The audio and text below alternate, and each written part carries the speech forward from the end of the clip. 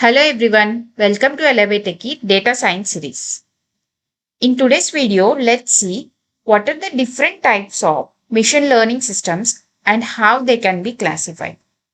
So actually, there are different ways to classify the machine learning systems and let's look into few of them. So first classification we can do based on the model training. That is whether the models are trained with the human supervision or not. And the second one is based on the model learning. So how the model is going to learn, whether it is going to learn incrementally on fly or not. And the third classification, we can do it based on the model predictions. So how the model is going to predict on the new data set, whether the model works simply by comparing the new data points to the existing data points, or instead it detects patterns in the training data, we can classify it.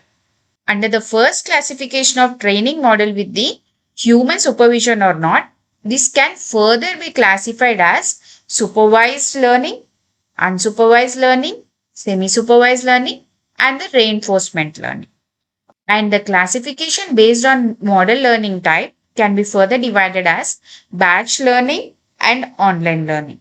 And for the classification based on model working, these can be further divided as instance based and the model based. Now let's look into each of them in detail.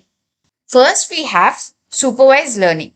Under this supervised learning, the model training data will have the desired solutions, which we call them as labeled data. So let's consider an example over here to understand this.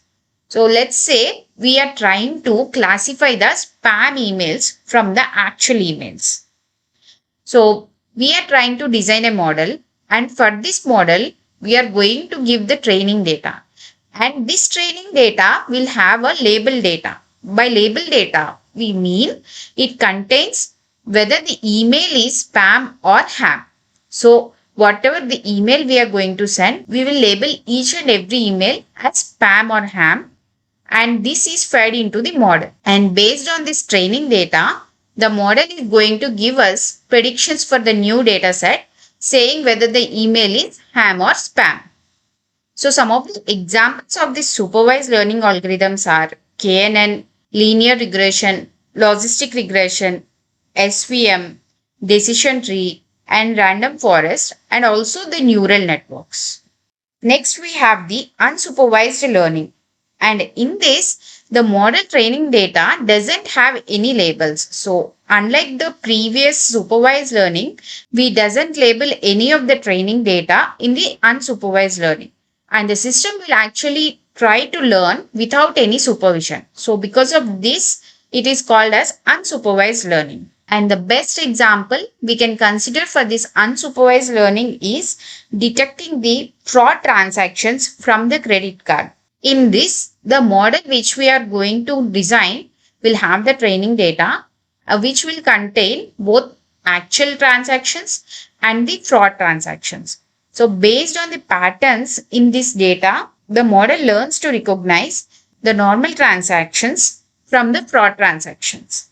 And based on that model, it can predict the instances as the fraud transaction or the normal transaction for the new data.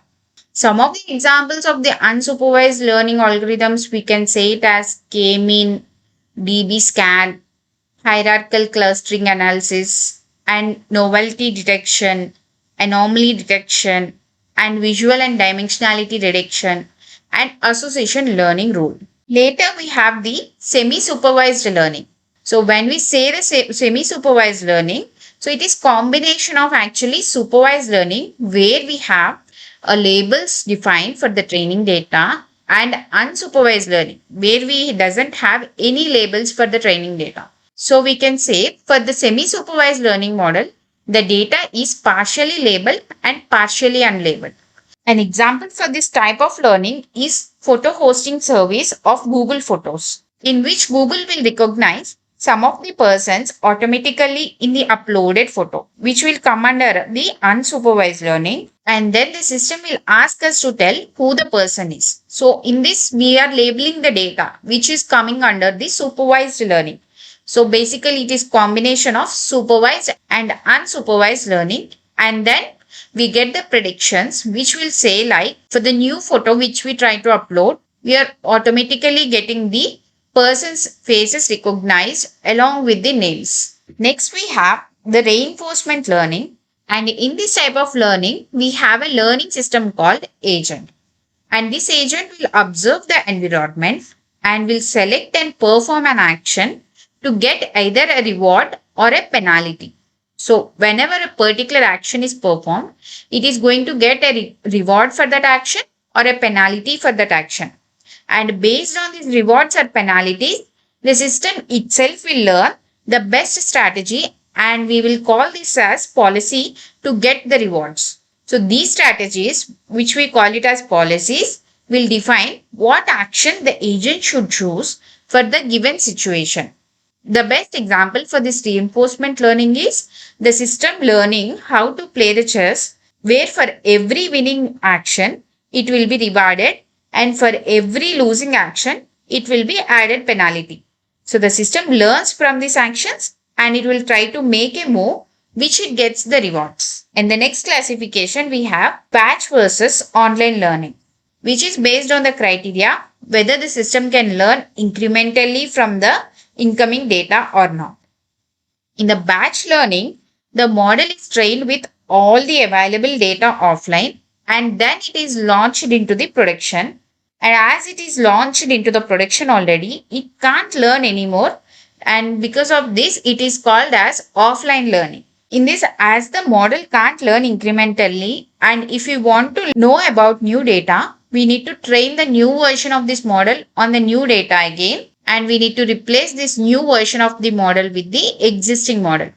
In real time, this whole process of training, evaluating, and launching the model is automatically done. But the disadvantage is that training of full set of data every time needs a lot of computational resources.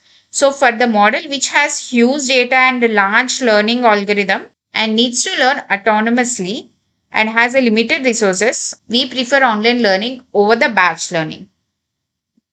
Next, we have the online learning. And in this, the model is trained incrementally by feeding the data sequentially or in a small groups, which we call them as a mini batches. And this online learning is mostly preferred for the systems that receives the data continuously as a stream, and also for the systems that needs to adopt for the rapid or ongoing changes.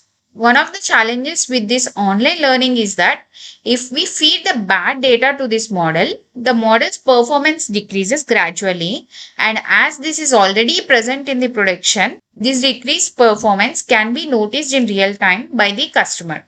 The latest set of classification is based on how the model works, and let's look into the instance-based learning first. In this type of learning, the model will make decisions based on the instances or the examples which we provide from the training data. That basically mean that if we want to do a classification or prediction for the new instances, the algorithm basically compares it to the training instances and it will make a decision based on the similarities or the distance measures. So common algorithms for this instance-based learning are KNN and the case-based reasoning. So instance-based learning is also called memory-based learning or the lazy learning, as it is going to make the decisions by comparing the training data which we are going to feed to the model. The next type of learning in this classification, we have the model-based learning. So in this type of learning, it is going to build an explicit model from the training data which we are going to provide, and based on the training data, it is going to make the predictions for the new data. During the training phase, this model captures the underlying patterns and relations in the data. So, this type of learning is characterized by separation between the training and the prediction phase. Common algorithms for the model-based learning are linear regression, decision trees, support vector missions, and the neural networks. So this concludes the classification for different types of machine learning systems, guys. So that's all for this today's video. If you find this explanation helpful, don't forget to give it a thumbs up and subscribe to my channel for more content on machine learning and data science. Thank you for watching and I'll see you in next video.